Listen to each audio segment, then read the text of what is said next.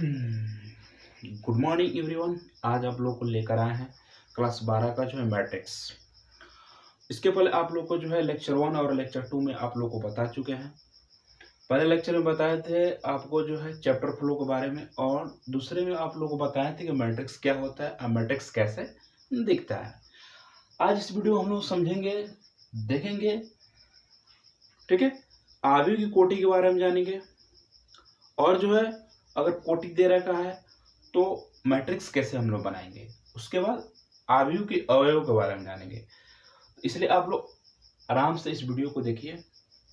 अगर वो वीडियो आप नहीं देखे हैं तो डिस्क्रिप्शन बॉक्स में जाइए और आसानी से लिंक दिया गया है, वहां से आप देख सकते हैं। तो चलिए हम लोग चलते हैं। पहले हम लोग जानते हैं आव्यूह की कोटि क्या होती है। आव्यूह की कोटि,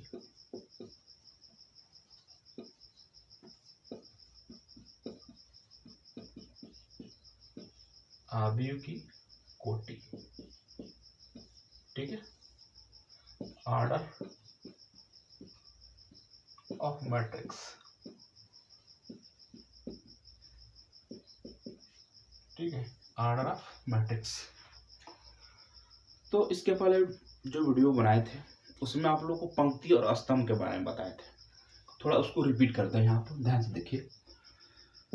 ये जो है हमारा, जैसे कि मान लीजिए ये हमारा कोई का है, एक इसमें जो है कोई आपको मैट्रिक्स दे रखा है, ठीक है।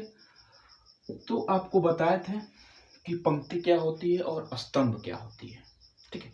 तो पंक्ति और स्तंभ जानेंगे तो आपका कोटि आसानी से आ जाएगा। चलिए अब देखें यहाँ से।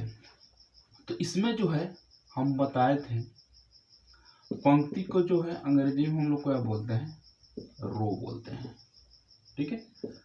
और स्तंभ को हम लोग अंग्रेजी में क्या बोलते हैं, कॉलम बोलते हैं, ठीक है।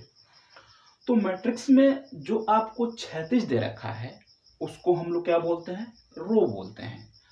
और मैट्रिक्स में जो स्तंभ यानी कि जो ऊर्ध्वाधर खड़ा है, समझ में आ रहा है, यानी कि ऐसे वालों को पंक्ति, ऐसे वालों को स्तंभ बोलते हैं। बात समझ में आ रहा है, ठीक है। यानी कि किसमें, इसमें कितने पंक्ति है और कितने स्तंभ है। यानी कि ये जो है पहला R1, ठीक है, ये दूसरा R2, यानी कि दो आपको जो है क्या दे रखा है, पंक्ति दे रखा है। इसको हम C से C1 यानी कि पहला स्तंभ, दूसरा स्तंभ और तीसरा स्तंभ। यानी कि आपको जो है इसमें दो जो है पंक्ति दे रखा है और 3 स्तंभ दे रखा है। ये जो है C1, C2, C3 जो है ये कॉलम पहला C जो है उसको दर्शाने का एक तरीका रखा गया है, ठीक है। किताब में आप लोगों को भी दे रखा है। तो ये होते हैं पंक्ति और ये होते हैं स्तंभ। ये चीज आपको बता चुके हैं, इसीलिए कह रहे हैं कि आप उस वीडियो के अवश्य देखें। तो चलिए अब हम लोग चलते हैं अपने टॉपिक को। टॉपिक पे जो है आव्यूह की कोटि क्या होती है, ठीक है। तो आव्यूह की कोटि का मतलब क्या होता है, ठीक है। आव्यूह की कोटि मतलब होता है कि कोई मैट्रिक्स दे रखा है, उसमें कितने स्तंभ है और कितने पंक्तियां हैं। यानी कि ये कह सकते हो, ठीक है, कि कोटि जो है आव्यूह की पंक्ति और स्तंभ को केवल बताती है। समझ में आ रहा है बात। यानी कि आव्यूह जो है, जैसे मान लो कोई यहाँ पर मैट्रिक्स दे रखा है, ठीक है, तो इसमें कितने पंक्ति और कितने स्तंभ है। यानी कि आसानी से बता सकते हैं 1 2 ये हो गए हमारे पंक्ति, और ये 1 2 3 यानी कि 3 स्तंभ। समझ में आ रहा है। तो ये कोटि है, क्या है ये मैट्रिक्स का क्या हो गया है, कोटि। 2/3 इसको बोलते हैं, 2 into 3 नहीं। समझ में आ रहा है। तो आव्यूह कोटि क्या होती है, आव्यूह कोटि जो है पंक्ति और स्तंभ के बारे में जानकारी, बस। समझ में आ रहा है। तो इसमें कितने पंक्ति है कितने स्तंभ, वो जो है मैट्रिक्स के कोने में लिखा हुआ होता है छोटा सा। समझ में आ रहा है। तो वो होते हैं हमारे कोटि। यानी केवल पंक्ति और स्तंभ के बारे में जानना हमारा कोटि हो जाएगा।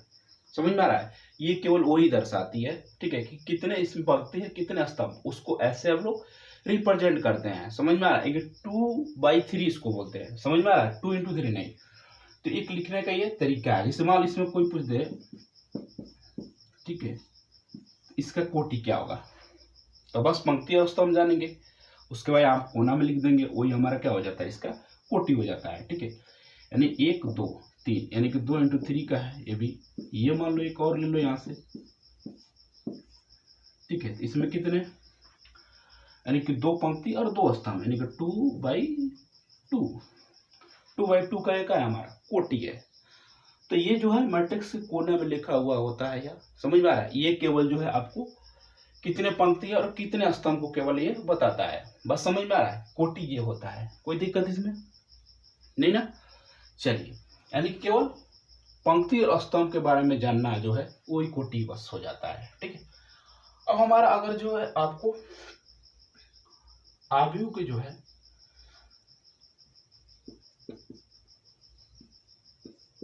आव्यूह के अवयव, आव्यूह के अवयव क्या होते हैं इसको समझ लेते हैं थोड़ा। आव्यूह के अवयव का मतलब होता है कि जो मैट्रिक्स में लिखा होता है, जैसे कि ये जो संख्या दे रखा है, संख्या फलन भी हो सकता है, इसलिए मैट्रिक्स का डेफिनेशन भी बताया था आपको। तो जो ये लिखा हुआ है, जैसे ये 4 3 1 4 2 0 ये लिखा है, तो इसी को हम लोग अवयव बोलते हैं। जो मैट्रिक्स में लिखा हुआ होता है, समझ में आ रहा है, उसको हम लोग क्या बोलते हैं, आव्यूह के अवयव बोलते हैं। बात समझ में आ रहा है। यानी कि ये कोई मैट्रिक्स हो गया यहाँ पर, ठीक है, तो इसमें कितने अवयव हैं, 2 3 1 2, ये है हमारे अवयव इसके।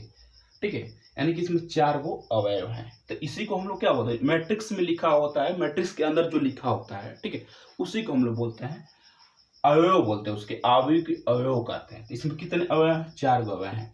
अगर मान लो कोई मैट्रिक्स दे रखा है, अगर हमको पता करना है कि इसमें कितने अवयव हो, तो आसानी से पता कर सकते हैं। कैसे, देखो, जिस ये मान लो कोई बी जो है यहाँ पर मैट्रिक्स दिख रहा है, ठीक है, और इसमें पता करना है बिना गिने कि कितने इसमें अवयव हैं। तो जो कोटि हम लोग लिखे हैं, अगर इसका हम लोग गुणा करा दें, देखो 3 2 3 का हो जाएगा 6, यानी कि इसमें जो है 6 गो अवयव हैं। बस समझ में आ रहा है। तो जो कोटि जो है हमारा ना, ये भी बताती है कि इसमें कितने अवयव दे रखे हैं, आसानी से बता सकते हैं। जैसे कि मान लो यहाँ पर हम लिख रहे हैं यहाँ पर एक,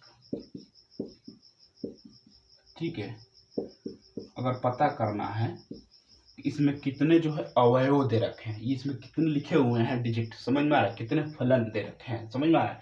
तो बिना गिने जो है हम लोग क्या कर सकते हैं, उसको आसानी से निकाल सकते हैं। कैसे, इसमें आपको क्या करना है, केवल पंक्ति पता करना है और स्तंभ। तो कितने पंक्ति है, 1 2 3, 3 पंक्ति, 1 2 3 4 को जो है हमारा स्तंभ है। इसका मल्टीप्लाई करा देंगे, उसका अवयव पता हो जाएगा।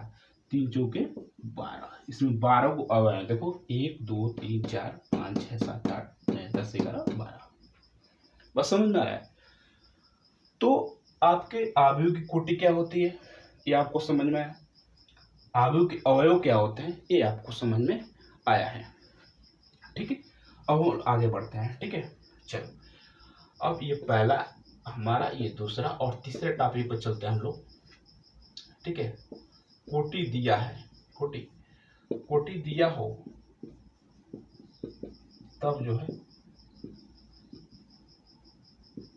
आव्यूह बनाना। ठीक, मतलब कहने का मतलब यह है कि अगर हमको कोटि पता है, उससे हमको क्या बनाना है, मैट्रिक्स कोई बनाना है, तो कैसे बनाएंगे। ठीक है, देखिए यहाँ से ये चीज क्यों बता रहे हैं, क्योंकि आपको अभ्यास में मिलेगा, ये सारे कॉन्सेप्ट आपको समझना होगा, तभी आप अभ्यास आसानी से लगा सकते हैं, क्योंकि कॉन्सेप्ट इज ए पावर। ठीक है, अब देखो यहाँ से, तो अगर मान लो कोटि दे रखा है, मान लो यहाँ पर कोटि मान लो दे रखा है, कोटि मान लो 2 × 2 का दे रखा है।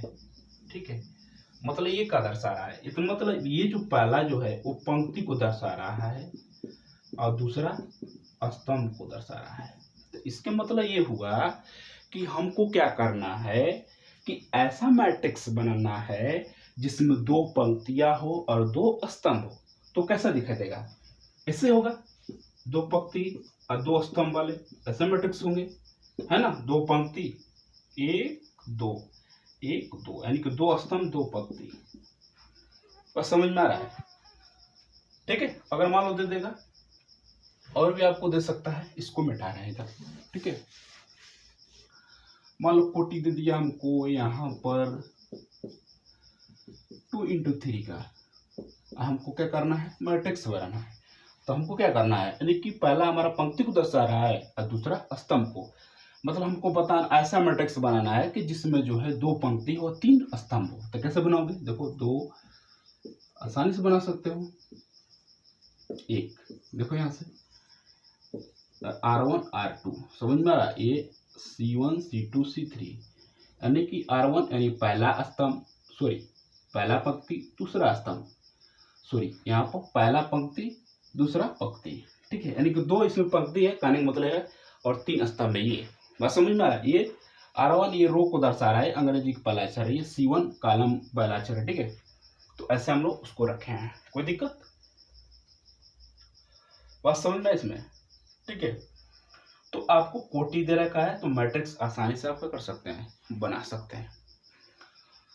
चलिए, और जो है एक हमारा जो है लास्ट टॉपिक, इसको मिटा रहे हैं।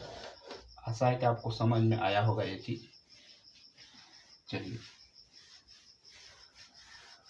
और एक लास्ट हमारा जो है, इसको समझ लेते हैं। चलिए, अगर मान लो जो है ये दे रखा, इसका कोई एक एड्रेस होता है, इसको समझते हैं थोड़ा सा। ये जो है हमारा, ये जो मान लो ये कोई मैट्रिक्स दे रखा ए जो है, तो इसका एक पार्टिकुलर जो है हमारा क्या होता है, एक एड्रेस होता है। ठीक है, इसका कोई एक नाम होता है। बात समझ में आ रहा है? अगर कोई तुम लोग से पूछे, ठीक है, कि पहली पंक्ति और दूसरा स्तंभ पर जो है कौन अवयव है, अवयव जाने वो अभी बताए हैं अवयव क्या होता है। यानी कि पहली पंक्ति कौन है, ये, और दूसरा स्तंभ ये, यानी कि 2। समझ में आ रहा है? इसका कोई एक एड्रेस होता है, समझ में आ रहा है? यानी कि 3 जो है इसका कोई एक एड्रेस है, यानी कि पहला पंक्ति पहला स्तंभ। बस समझ में आ रहा है? पहला पंक्ति पहला स्तंभ। ठीक है।